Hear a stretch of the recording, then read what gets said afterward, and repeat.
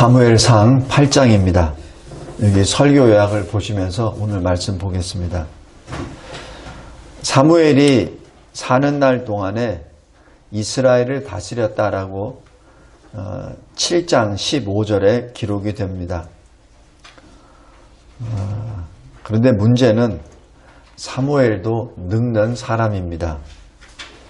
그래서 여기 8장 1절에 보면은 늙음에 그의 아들들을 이스라엘 사사로 삼으니라고 기록합니다.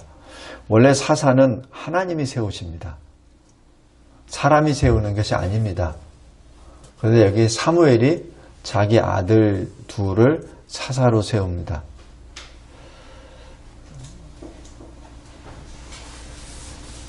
처음에는 왜 사무엘이 자기 아들들을 사사로 세울까 그렇게 생각을 했었는데 하나님이 이 문제에 대해서 사무엘에게 침묵하신 것이 아닌가 하는 생각이 듭니다. 또 사무엘이 보기에 사사로 세울 만한 사람이 없다라는 것도 볼 수 있습니다. 그냥 사무엘이 그가 걸어온 이 여정을 보았을 때 자기의 자손들을 통해서 자기의 어떤 욕심을 채우기 위해서 아들들을 사사로 세웠다고 생각하고 싶지는 않습니다.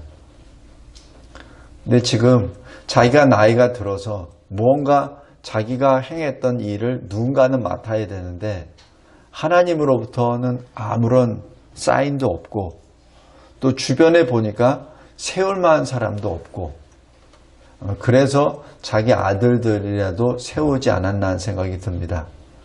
이것이 지도자로서의 가장 비참한 모습이 아닌가 생각이 들어요. 우리 교회 이름이 진리와 제자 교회잖아요. 그래서 제자가 양육돼야 되거든요. 저의 제자가 아니라 예수 그리스도의 제자가 양육돼야 되거든요. 근데 제가 하나님 앞에 가장 무겁게 느껴지는 것이 그것 중에 하나가 바로 그 문제입니다. 제자가. 여기 사무엘을 봤을 때 전에는 그냥 쉽게 그렇게 생각했어요. 역시 사무엘도 사람이라 어쩔 수가 없구나. 그냥 하나님한테 말씀도 받지도 않고 그냥 자기 두 아들을 사사로 세웠구나 이렇게 생각했는데 계속해서 말씀을 묵상할 때마다 사무엘의 그 무너지는 심정이 자꾸 다가옵니다. 사무엘이라고 왜 제자 양육을 안 했겠습니까? 사무엘은 엘리 제사장 밑에서 어렸을 적부터 자랐었는데 그리고 보고 배운 것이 사실 그릇된 것만 보고 배웠는데 그래서 하나님이 직접 가르쳐 주시잖아요. 그리고 20년 동안 자기가 하나님의 사람이라는 것을 이스라엘 백성들 다 알면서도 인정도 안 해줬어요. 그러니까 자기가 이 하나님의 사람이라는 것을 사역자라는 것을 깨닫고 난 다음에 20년의 그 생활은 그 일정은 사무엘에게는 굉장히 고통스러운 생활이었지 않았나 생각이 듭니다.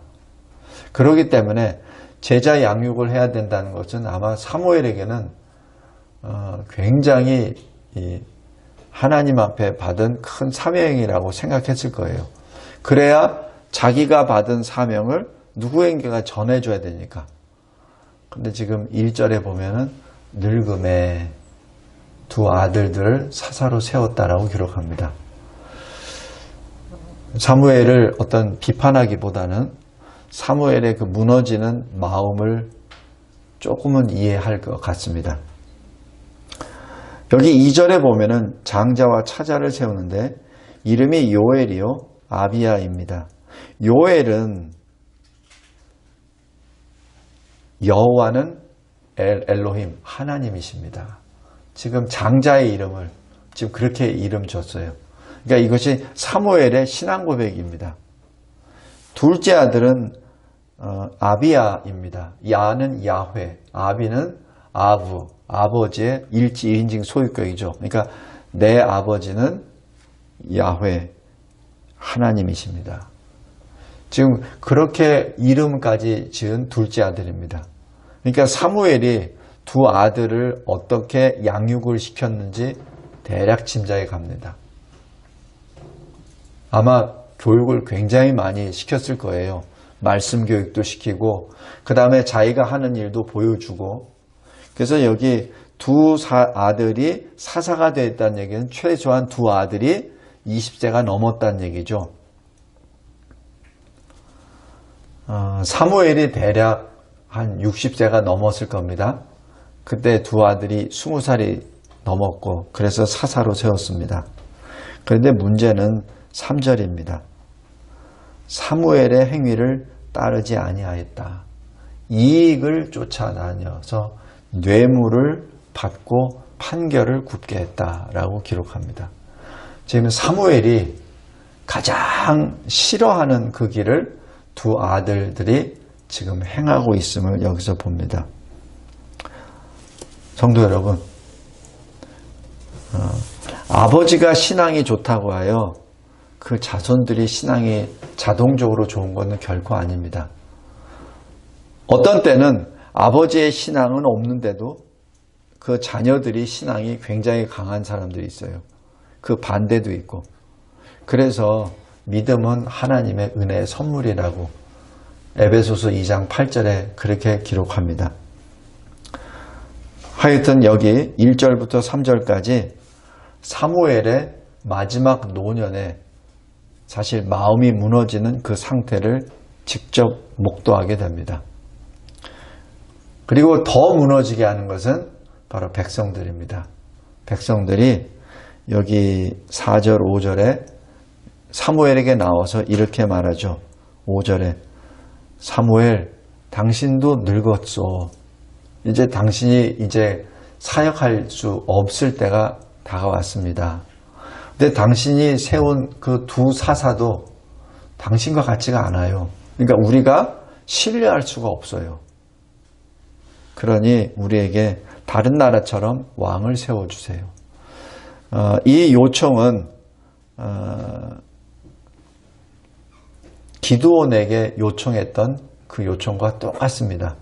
기드온이 대적들을 다 물리치고 나니까 백성들이 와서 기드온에게 이렇게 말하죠. 당신과 당신의 아들들과 당신의 손자들이 자손들이 우리를 다스리게 해주세요. 다시 얘기해서 당신이 왕이 되어주세요 라고 얘기했죠. 그때 기드온이 거부합니다. 그것은 잘한 거부입니다. 왜냐하면 왕은 하나님이시기 때문에. 지금 이 신앙을 지금 계속해서 이 사무엘은 분명히 가르쳤고 거기에 대해서 설교도 했고 그리고 이 미스바에 모여서 하나님께 회개기도 하고 그리고 하나님이 자기들을 구원하신 그 역사의 현장 가운데 설교를 얼마나 많이 했겠습니까? 저도 이 말씀 가지고 설교를 하는 판인데 사무엘은 직접 자기네들이 직접 경험한 걸 가지고 설교한 거고 하나님의 말씀을 받은 것으로 지금 설교하니 얼마나 뜨거웠겠습니까? 그럼에도 불구하고 이스라엘 백성들의 마음은 여전히 하나님 중심으로 가 있지 않습니다. 성도 여러분, 이 마지막 때에 하나님을 바라봅시다. 하나님을 바라봅시다. 사람을 바라보지 말고 하나님을 바라봅시다. 다음에 크게 두 번째 6절부터 9절까지입니다. 사무엘이 이러한 이스라엘의 이 간청의 간구를 기뻐하지 않습니다. 6절입니다. 왜 기뻐하지 않아요? 왜냐하면 하나님을 버리는 행위이기 때문에 그리고 자기를 버리는 행위이기 때문에 사무엘이 기뻐하지 않습니다. 그래서 사무엘이 할 수 있는 것 유일한 길이에요. 6절입니다. 여호와께 기도합니다. 이게 하나님의 사람이 할 수 있는 유일한 길입니다. 하나님께 기도하죠. 그래서 7절에 하나님이 사무엘에게 이렇게 응답해 주십니다. 너를 버리는 것이 아니라 나를 버리는 것이다 라고 분명히 말씀하십니다. 성도 여러분, 그러면서 이 하나님은 9절에 보면은 왕이 어떤 사람이라는 것을 가르쳐 줘라. 그리고 그 왕이 세워지면 너희들이 왕을 섬겨야 돼. 그러니까 하나님을 왕으로 섬기던 자가 인간을 왕으로 섬겨야 돼. 하나님을 왕으로 섬길 때는 하나님이 뭐 이렇게 요구한 것도 없어. 그런데 인간이 왕이 되었을 때는 그 인간을 지키기 위해서, 섬기기 위해서 너희 자식들도 바쳐야 되고 너희들이 가지고 있는 것도 바쳐야 되고 그 모든 것을 다 해줘야 돼. 그런다고 인간의 왕이 너희들을 완전히 지켜줄 수 있느냐? 그것도 아니야. 그것을 가르쳐 주라고 9절에서 말씀합니다. 물론 결론적으로 하나님이 허용하십니다. 허락하십니다. 근데 여기 설교 요약 두 번째 큰 2번에 작은 2번을 잘 보시기 바랍니다. 하나님은 이스라엘의 요청에 허락하십니다. 그런데 이것이 복이 아니라 징계라는 뜻입니다. 이 사무엘에게 요청했던 다른 나라들처럼 우리에게 왕을 세워주소서라고 해서 허용하고 난 다음 사울이 초대왕이 된 이후에 마지막 시드기야 왕까지 이르러서 하나님이 허락하신 왕들에 의하여 복을 받은 것보다는 오히려 해를 입었던 것이 이스라엘과 유다 역사의 결과입니다. 여전히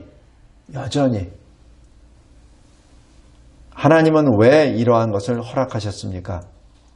이러한 비참하고 위험한 결과를 통해서 이스라엘을 겸손하게 만드시기 위함입니다. 다시 말씀드립니다. 어떤 때는 우리가 불의하게 요청하는 기도가 있어요. 불의하게. 근데 그것도 어떤 때는 하나님이 허락해 주실 때가 있습니다. 근데 그것은 바로 하나님의 징계입니다. 우리 이것을 잘 분별해야 됩니다. 아, 내가 이렇게 하니까 이렇게 들어주셨어. 그러니까 이거는 하나님의 뜻이야. 하나님이 그렇게 허락하셨으니까 이거는 하나님이 나에게 복을 주신 거야 라고 착각할 수가 있다는 얘기입니다. 그런데 하나님을 버린 그 죄에 대해서는 분명히 벌을 받습니다. 성도 여러분, 말씀을 맺겠습니다. 믿음은 은혜의 선물이지만 동시에 명령입니다. 다시 말씀드립니다. 믿음은 우리에게 주신 선물입니다. 그러나 명령입니다. 믿음을 주신 이유는 뭐죠? 믿음으로 행하라는 얘기죠. 그냥 믿음을 장신구처럼 머리에다 붙이고 가슴에다 붙이고 어떤 표를 내라고 하는 것이 결코 아니에요. 하나님이 우리에게 믿음을 주신 것은 믿음으로 자랑하라는 것이 아니라 믿음으로 살라는 명령입니다. 그리고 믿음을 주신 목적은 우리에게 거룩하게 살라는 소명입니다. 이것이 굉장히 중요합니다. 우리가 언뜻 이 종교개혁을 맞이해서 의인은 오직 믿음으로 말미암아 살리라 라는 로마서 1장 17절 말씀을 기치로 해서 나는 예수를 믿으니까 나는 구원을 받았어. 그러니까 나는 이제는 천국은 내 본향이야. 이제는 내가 하는 일은 모든 것이 형통할 것이요. 내 앞길에 막는 것은 아무것도 없어. 아하, 나는 행복한 자로다. 이렇게 부르짖으라고 믿음을 준 게 아니라는 얘기입니다. 그것은 결론이고 거기에 도달하기 위해서 분명히 우리에게 주신 것이에요. 그래서 믿음은 명령이요. 믿음은 소명입니다. 신명기 6장 5절에 너는 마음을 다하고 뜻을 다하고 힘을 다하여 내 하나님을 여호와를 사랑하라. 명령입니다. 이것이 믿음이 주는 우리에게 명령입니다. 왜? 믿음을 통해서 우리가 하나님 백성이 됐잖아요. 그러면 하나님의 백성이 어떻게 해야 되는지 지금 말씀해 주시잖아요. 믿음은 명령입니다. 그리고 이 믿음은 우리 인생 가운데 주님이 주신 거예요. 그 얘기는 바로 거룩하라는 얘기입니다. 이 세상에 살지만은 이 세상과 다르게, 이 세상과 구별되게 행하라는 주님의 소명이기도 합니다. 신명기 14장 2절에 너는 내 하나님 여호와의 성민, 거룩한 백성이라. 여호와께서 지상 만민 중에서 너를 택하여 자기 기업의 백성으로 삼으셨느니라 라고 말씀합니다. 지금 주님이 우리에게 믿음을 주신 것은 우리의 정체성을 알려주시는 소명입니다. 너는 하나님의 성민이야, 거룩한 백성이야. 그리고 너는 거룩한 백성으로 하나님을 사랑해야 되는 사명자야 라는 말씀입니다. 그런데 지금 이스라엘은 다른 나라와 같이 되기를 원하고 있습니다. 하나님의 백성이 다른 나라와 같이 되기를 원한다는 뜻입니다. 하나님은 이 문제에 대해서 분명히 가르쳐 주십니다. 이미 말씀해 주셨어요. 신명기 17장 14절부터 17절까지 이미 다 말씀해 주셨어요. 우리 신명기 17장 한번 보겠습니다.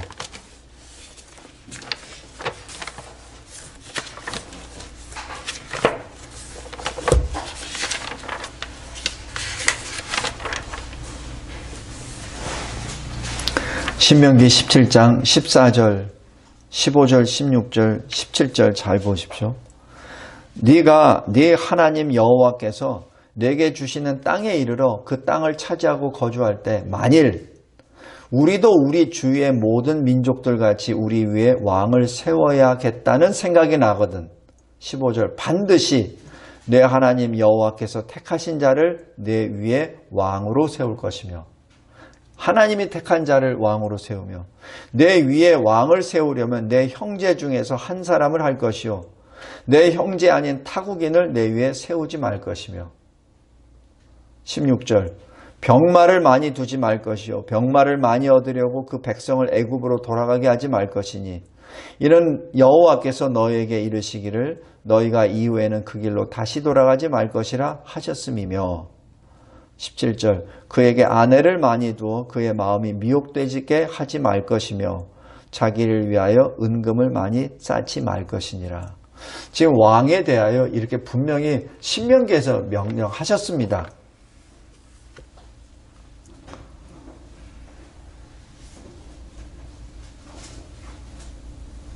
성도 여러분, 그러나 우리가 잘 알고 있죠. 이 초대왕 사울부터 마지막 시드기야까지 어떤 인생을 밟아왔는지 하나님이 하지 말라는 건 다 했죠.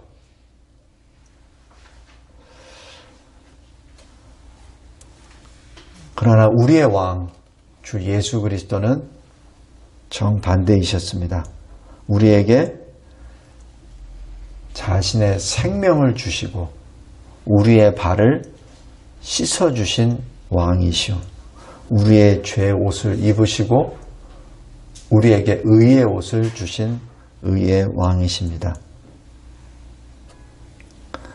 우리가 이 시대를 살아가면서 다시 한번 우리를 자신을 돌이켜 봐야 됩니다. 나는 여전히 다른 사람들처럼 세상의 왕을 요구하고 있는 것인지, 나도 세상의 왕처럼 되고 싶은 것은 아닌지, 하나님이 분명히 나의 왕이시오, 우리의 왕이신데 하나님을 버려두고 내가 지금 하나님처럼 되려고 하는 것은 아닌지, 그리고 내가 하나님이 싫어하시는 인간을 왕으로 섬기려고 하는 그러한 이상한 존재는 아닌지 다시 한번 생각하며 하나님 앞에 더욱더 겸손하고 엎드려지는 저와 여러분이 되기를 바랍니다. 종교개혁 벌써 504년이 지났습니다. 하나님이 행하신 역사였습니다. 우리를 우상으로부터 건져내 주시는 놀라운 생명의 역사였습니다. 이 세상 가운데 다시 한번 깨어있는 자 되기를 바랍니다. 하나님 아버지 감사하고 감사합니다. 하나님께서 저희들에게 주신 이 사무엘상 8장을 통하여 내 안에 여전히 이 꿈틀거리고 있는 내가 왕이 되고자 하는 것, 그리고 하나님보다는 이 세상에 누군가를 더 사랑하는 것은 아닌지, 이 세상의 무엇을 하나님보다 더 사랑하는 내가 아닌지, 분명히 우리 인생 가운데 주님이 알고 계시면서도 허용하신 것을 착각하여 하나님이 나에게 베풀어 주신 복이라고 생각하고, 실은 저주의, 실은 고난의 문인데 그것을 또 오해하고 하나님과 더 멀어지는 그러한 길에 내가 서 있지는 않은지 다시 한번 점검하는 저희들 되게 도와주시옵소서. 마지막 때에 주님이 다시 강림하시는 것을 늘 소망하며 하나님 앞에 깨어있는 우리 모든 주의 성도들, 그리고 이 교회가 되게 하옵소서. 예수 그리스도의 이름으로 기도드리옵나이다. 아멘.